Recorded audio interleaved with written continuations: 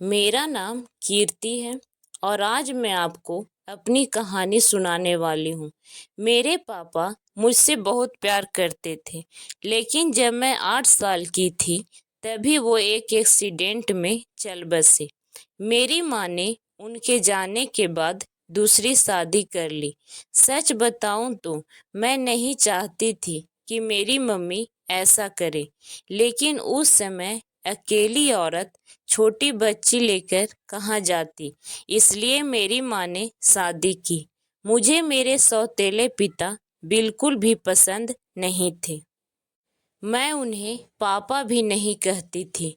Mummy ने कई बार कहा कि ये तुम्हारे पिता हैं, यही सच है, लेकिन मैंने नहीं माना। मेरे पिता तो इस दुनिया में नहीं हैं। ये तो सिर्फ मेरे माँ के पति थे, वो भी दूसरे। उनसे मेरा एक छोटा भाई भी है। वो एक एजेंसी का काम करता था और अक्सर टूर भी किया करता था। मेरे सौतेले पिता जब भी मुझसे बात करते या मेरे पास आते, मैं उनसे बात भी नहीं करती। ऐसा चलता रहा और मम्मी ने यह सब देखते हुए मुझे मौसी के यहाँ भेज दिया था पढ़ने। मेरा ज़्यादातर समय वहीं निकला करता था। पढ़ाई के बाद मुझे एक लड़के राहुल से प्यार हो गया था। राहुल नया नया ही हमारे शहर में आया था और मौसी के घर के पास ही रहने भी आया था। करीब 6 महीने में ही मैं राहुल को प्यार करने लगी थी। मैंने सोच लिया था कि शादी उसी से करूंगी। वो उम्र में करीब मुझसे 5 साल बड़ा था, लेकिन प्यार में यह सब कहाँ देखा जाता है। मैंने मेरी माँ को बता दिया कि मैं राहुल से ही शादी करना चाहती हूँ। मेरी माँ ने बोला ठीक है। राहुल को मिलने के लिए मेरे घर बुलाया। राहुल अनाथ था, उसके माता पिता और रिश्तेदार नहीं थे, इसलिए वो खुद मेरे घर हमारी शादी की बात करने आया। मुझे बस मेरी माँ की हाँ चाहिए थी। पिता से मुझे कोई मतलब नहीं था, लेकिन वो भी वहीं थे जब राहुल आया। माँ को राहुल पसंद आ गया। मैं खुश थी। राहुल चला गया और मम्मी भी कुछ काम से बाहर गई। जब मैं घर में अकेली थी, तब मेरे सौतेले पिता मेरे पास आए। बोले उस लड़के से शादी नहीं करोगी। मैंने कहा आपसे किसने पूछा, चले जाइए यहाँ से। मैं वहाँ से जाने लगी, तब उन्होंने मेरा हाथ पकड़ा, फिर कहा तुम शादी नहीं कर सकती। इस बार उनकी आंखों में थोड़ा गुस्सा था। मैंने कहा मेरा हाथ छोड़िए और मुझसे दूर रहिए। मैं अपने कमरे में गई और दरवाज़ा बंद कर लिया। जब माँ आई तब मैंने कहा कि तुम्हारा पति मेरे साथ बदतमीजी कर रहा था। माँ ने कहा चुप रहो, कुछ भी उनके बारे में मत बोलो, वो हमेशा तुम्हारा भला सोचते हैं। मेरी माँ की आंखों पर तो जैसे पट्टी बंधी थी। माँ ने फिर रात में मुझसे बोला कि यह लड़का राहुल सही है, तू अच्छे से जान पहचान निकलवा ली है ना। मुझे समझ आ गया था कि उन्होंने इनके कान भर दिए हैं। मैंने कहा खोट राहुल में नहीं, तुम्हारे पति में है। वो मेरी शादी नहीं होने देना चाहते। पता नहीं उनके दिल में क्या है, लेकिन मैं राहुल से ही शादी करूंगी। मेरा फैसला मेरी माँ अच्छे से जान चुकी थी, इसलिए हमारी शादी तय हो गई। शादी की तैयारियां होने लगी। मैं खुश थी। इस दौरान मैंने उनकी आंखों में अजीब सी बेचैनी देखी।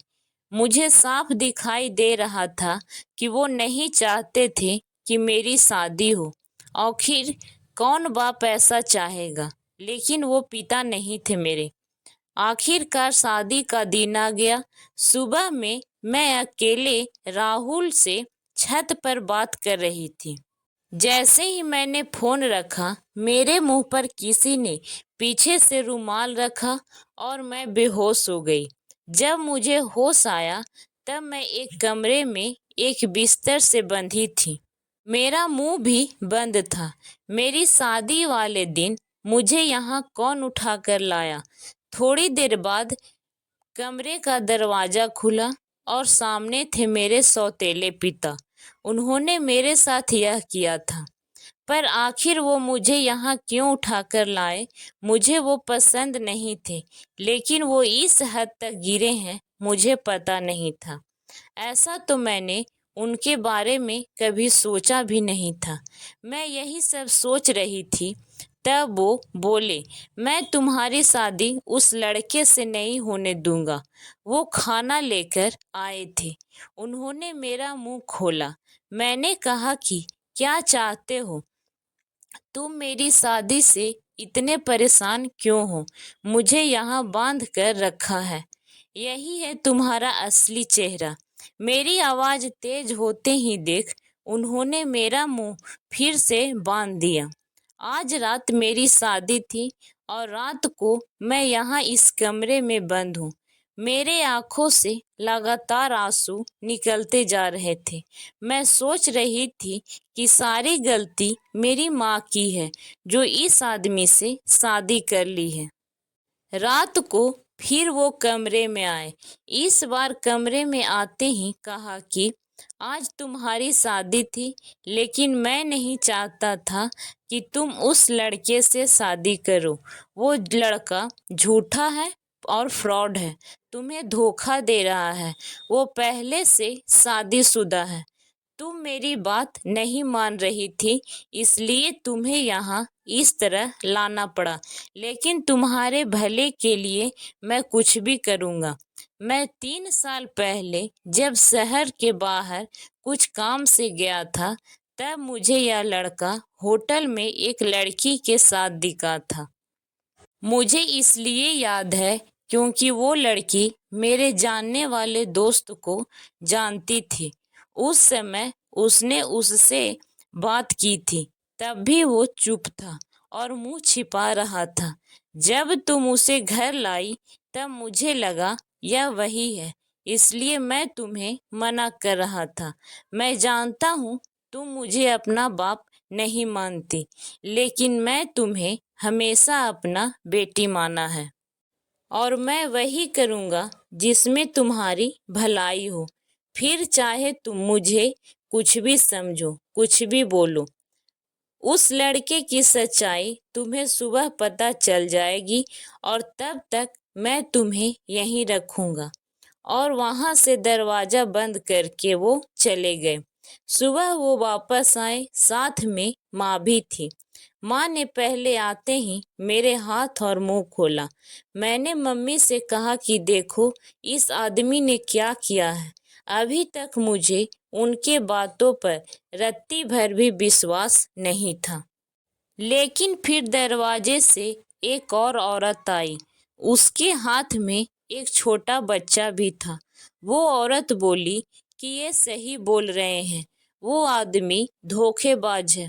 उसने मुझे भी धोखा दिया है। वो अनाथ नहीं है, उसके घर वाले भी हैं। मेरे सामने खड़ी वो औरत, उसका बच्चा, इन सब को देखकर मुझे भी अब यकीन होने लगा था। मैंने उसी समय राहुल को फोन लगाया, लेकिन उसका फोन ऑफ था। शायद उसे भी पता चल गया था कि उसकी सच्चाई सामने आ गई है। उसके खिलाफ अब जो भी कार्रवाई होगी वो पुलिस करेगी। मेरे पिता उसके बाद भी मुझसे बात नहीं कर रहे थे। वो ऐसे ही रह रहे थे जैसे पहले, जैसे कुछ हुआ ही नहीं हो। 5 दिन बाद ही उनका बर्थडे था।